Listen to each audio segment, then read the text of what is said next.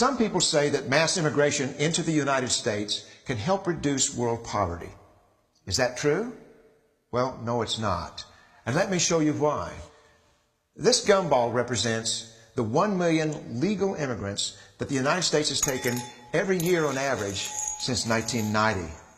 Now, who in the world deserves our humanitarian compassion? The World Bank has one measure of the desperately poor of the world. They make less than $2 a day. And how many people make less than $2 a day in the world? Well, let's start with Africa. In Africa alone, there are 650 million people who make less than $2 a day. 650 million.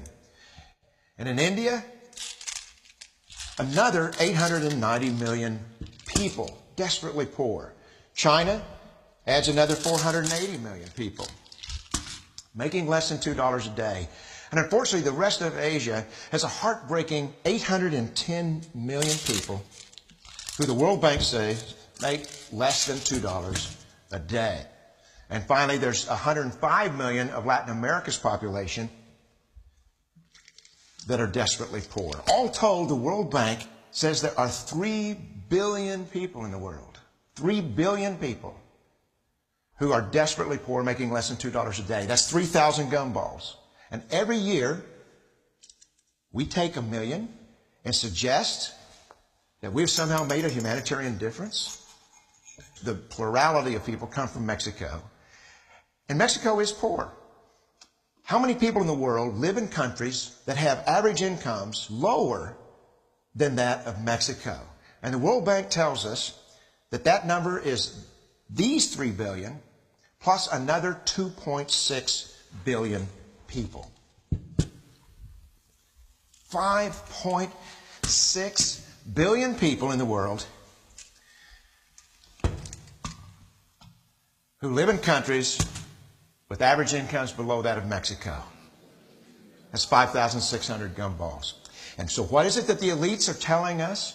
They're telling us that when we take this 1 million immigrants,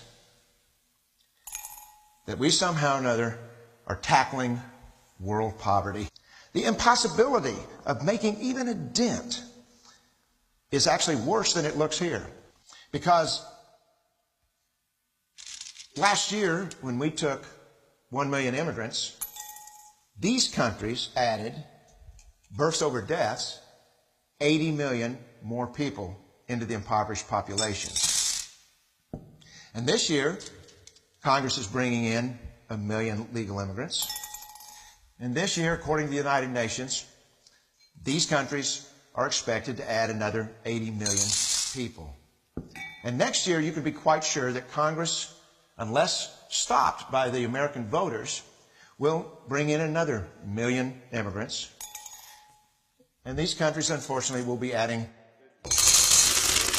another 80 million people into these impoverished nations. We could take 5 million a year, but we'd never get ahead of what's happening in these countries. Not in this century. Don't you see? Immigration can never be an effective or significant way to deal with the suffering people of the world. They have to be helped where they live. Let's help them there.